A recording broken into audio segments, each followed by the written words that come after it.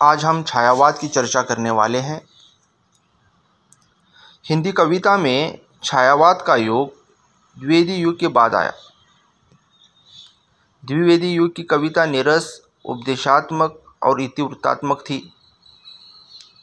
छायावाद में इसके विरुद्ध विद्रोह करते हुए कल्पना प्रधान भावों में सुयुक्त कविता रची गई।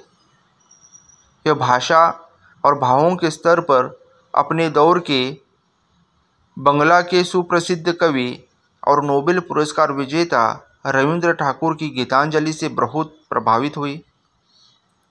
यह प्राचीन संस्कृत साहित्य, वेदों, उपनिषदों तथा कालिदास की रचनाओं और मध्यकालीन हिंदी साहित्य, भक्ति और श्रृंगार की कविताओं से भी प्रभावित हुई। इसमें बौद्ध दर्शन और सूफी दर्शन का भी प्रभाव लक्षित होता है। छायावाद युग उस सांस्कृतिक और साहित्यिक जागरण का सार्वभौम विकास काल था जिसका आरंभ राष्ट्रीय परिधि में भारतेंदु युग से हुआ था। द्विवेदी युग में कविता का ढांचा पद्य का था। वस्तुतः गद्य का प्रबंध ही उसमें पद्य हो गया था। भाषा भी गद्यवत हो गई थी। छायावाद ने पद्य का ढांचा तोड़कर खड़ी बोली को काव्यात्मक बना दिया। पद्य में स्थूल इतिवृत्त था। छायावाद के काव्य में भावात्मक अंतर्वृत्त था। छायावाद के काव्य में भावात्मक अंतर्वृत्त आ गया। भाव के अनुरूप ही छायावाद की भाषा और छंद भी रागात्मक और रसात्मक हो गई। ब्रजभाषा के बाद छायावाद द्वारा गीत काव्य का पुनरुत्थान हुआ। छायावाद युग के प्रतिनिधि कवि प्रसाद, निराला, पंत, महादेवी, राजकुमार वर्मा और उनके पूर्वानुगामी सहयोगी हैं माखनलाल और नवीन।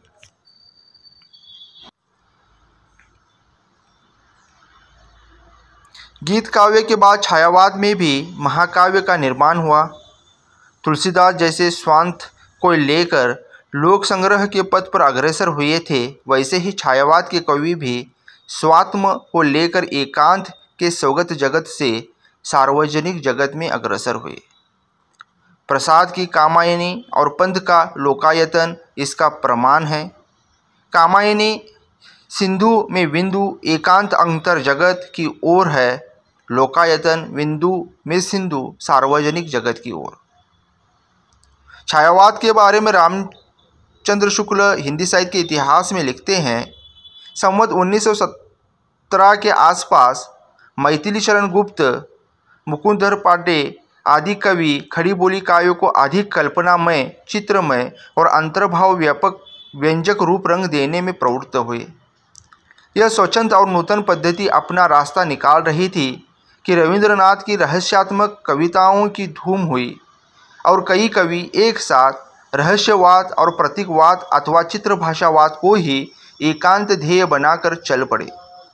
चित्रभाषा या अभिव्यंजन पद्धति पर ही जब लक्ष्य टिक गया, तब उसके प्रदर्शन के लिए लौकिक या अलौकिक प्रेम का क्षेत्र ही बाकी समझा गया।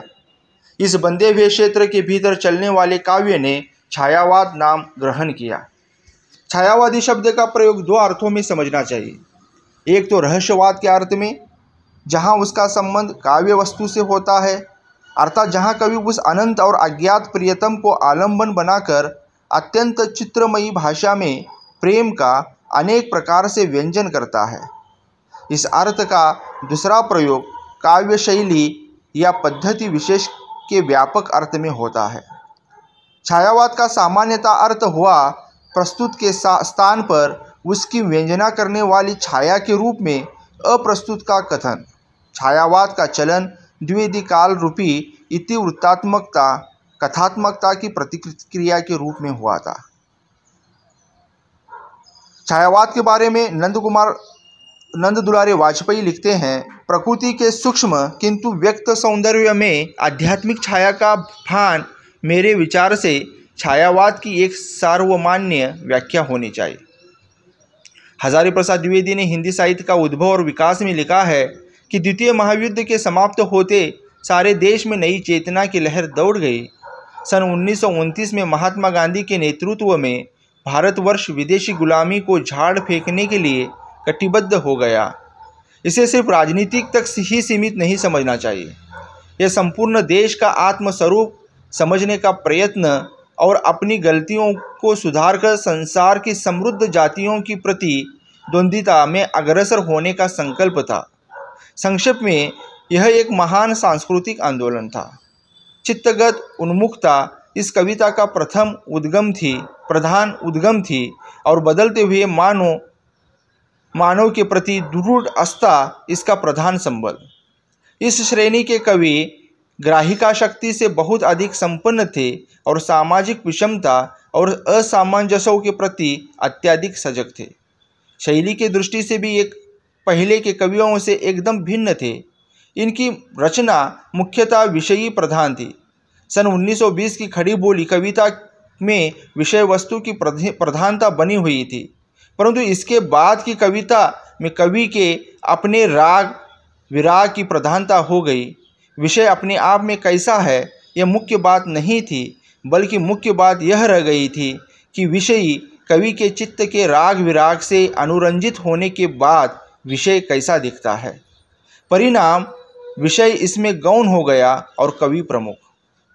तो छायावाद के बारे में नरेंद्र लिखते हैं, 1920 के आसपास युग की उद्भूत चेतना ने बाह्य अभिव्यक्ति से निराश होकर जो आत्मबद्ध अंतर्मुखी साधना आरंभ की, वह काव्य में छायावाद के रूप में अभिव्यक्त हुई।